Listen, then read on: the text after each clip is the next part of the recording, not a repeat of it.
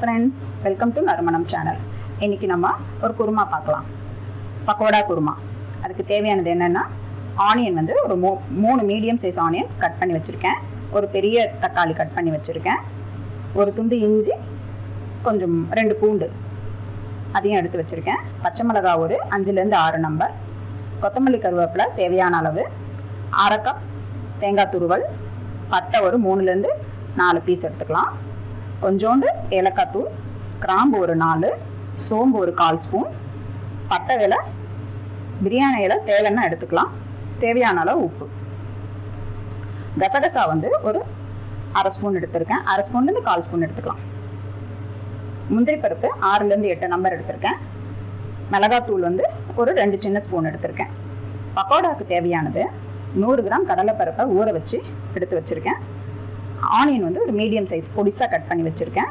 சோம்பு ஒரு 1/4 ஸ்பூன், இஞ்சி பூண்டு கொஞ்சோண்டு, பச்சை மிளகாய் ஒரு 2, கருவேப்பிலை கொஞ்சம் அளவு, தேவையான அளவு உப்பு. ஆரம்பிச்சிடலாமா ஃப்ரெண்ட்ஸ்? நம்ம கடலைப்பருப்பை கொஞ்சம் குறை அடிச்சிடலாம். அரைக்கும் போதே சோம்பு, இஞ்சி பூண்டு, பச்சை மிளகாய், கருவேப்பிலை போட்டு கொஞ்சம் குறைப்பாக அரைச்சி எடுத்துக்கலாம். உப்பையும் சேர்த்துடலாம்.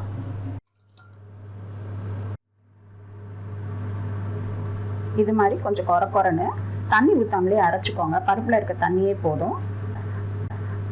பக்கோடா சுடும் போது அந்த ஆனியனை சேர்த்துக்கலாம். இப்போவே சேர்த்தோம்னா நீர் விட்டுடும். அடுத்து நம்ம குருமாவுக்கு தேவையானதெல்லாம் வதக்க ஆரம்பிச்சிடலாம். ஸ்டவ் ஆன் பண்ணிவிட்டு நான் ஒரு பேன் வச்சுருக்கேன் வதக்கிறதுக்கு. இந்த சைடு நான் கசகசாவையும் சோம்பையும் வறுத்துக்கிறதுக்கு வச்சுருக்கேன். வறுத்துடலாம். கசகசாவை வறுத்தா தான் கொஞ்சம் நல்லா மசிஞ்சு வரும். கூடவே இந்த முந்திரி பருப்பையும் போட்டு வறுத்துடலாம். கசகசா லேசாக வெடிக்கும். சும்மா லேசாக வறுத்தா போதும்.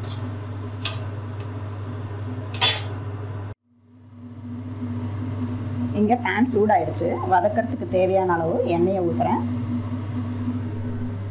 எண்ணெய் காஞ்சதும் வெங்காயத்தை போடுறேன்.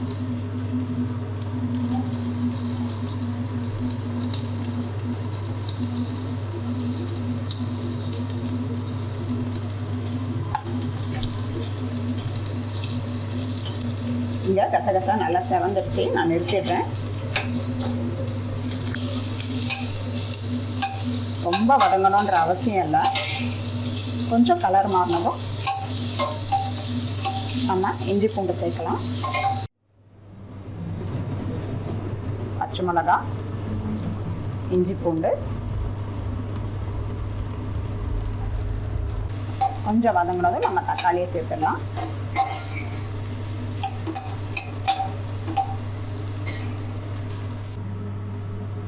அது வதங்குற நேரத்துக்கு நம்ம தேங்காய் மசாலா ரெடி பண்ணலாம்.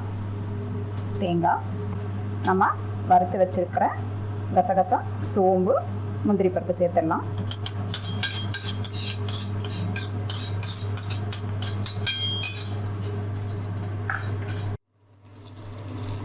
வெங்காயம் வதங்கினதும் இப்போ நம்ம தக்காளியை சேர்த்துடலாம்.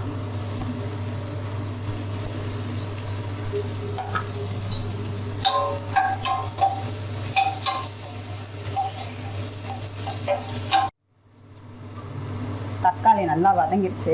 இப்போவே நம்ம மிளகாத்தூளை சேர்த்துடலாம். ஒன்றா சேர்த்து அரைச்சிடலாம். கொஞ்சம் ஃப்ளேமை ஹை பண்ணி நல்லா பரட்டி விட்டுடுங்க.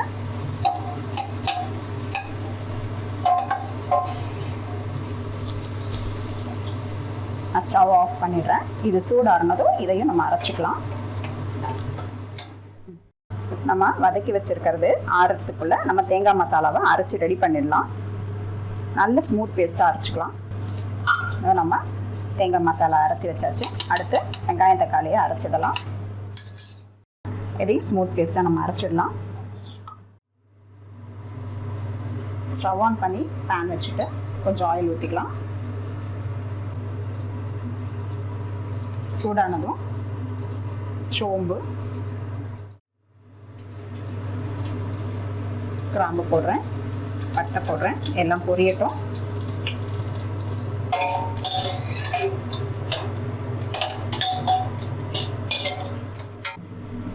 கருவேப்பிலை போட்டுறேன்.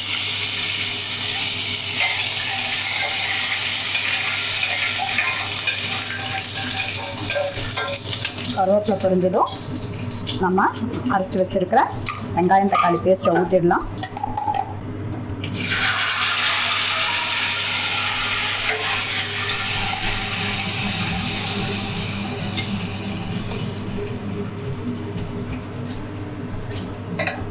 இப்போது இந்த குருமாக்கு தேவையான அளவு உப்பு போட்டுடலாம்.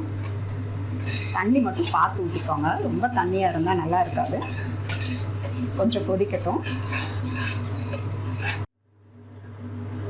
கொஞ்சோண்டு மஞ்சத்தூள் சேர்த்துக்கிறேன்.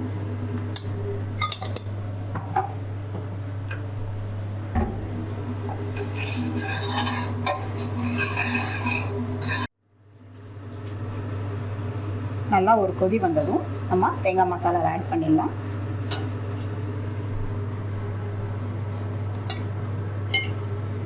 தேங்காய் மசாலா சேர்த்த பிறகு அதிகமாக கொதிக்க விடக்கூடாது. சிம்மில் வச்சுட்டு நம்ம பக்கோடா பொரிக்கிறதுக்கு இந்த சைடை ரெடி பண்ணிடலாம். குருமாவில் இப்போ நான் ஏலக்காய் தூள் சேர்த்துக்கிறேன். கொத்தமல்லி நல்லா சிம்மில் இதை வச்சுடுங்க. நம்ம இந்த சைடு ஒரு கடாயை வச்சு பொரிக்க தேவையான அளவு எண்ணெயை ஊற்றி வச்சுருக்கேன். இப்போ நம்ம அரைச்சி வச்சுருக்கிற பக்கோடா மாவில் இந்த வெங்காயத்தை சேர்த்துக்கிறேன். சேர்த்து நல்லா பிசைஞ்சா மாதிரி விட்டுக்கோங்க. ஆனியனில் இருக்க தண்ணியே சரியாக இருக்கும். ரொம்ப பொல பொலன்னு செஞ்சிடக்கூடாது. இது மாதிரி சின்ன சின்ன பால்ஸாக பிடிச்சி வச்சுக்கோங்க. ஏதோ பக்கோடாலாம் நான் உருண்டை பிடிச்சி வச்சுருக்கேன். எண்ணெயும் காஞ்சிடுச்சு. நம்ம இப்போ பொரிச்சு குருமாவில் ஆட் பண்ண வேண்டியது தான். பக்கோடா பொரிக்கும்போது கொஞ்சம் மீடியம் ஃப்ளேமாக வச்சுக்கோங்க.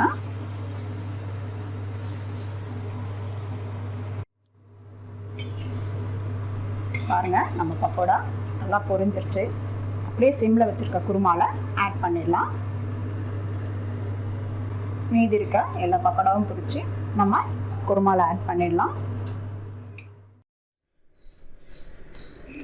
ஃப்ரெண்ட்ஸ், இதோ நம்ம பக்கோடா குருமா ரெடி ஆயிடுச்சு. கொஞ்ச நேரம் ஊற வச்சுட்டு அப்புறம் சர்வ் பண்ணுங்கள். இது புலாவ், தேங்காய் பால் சாதம், சப்பாத்தி, இட்லி, பூரி எல்லாத்துக்கும் சூப்பராக இருக்கும்.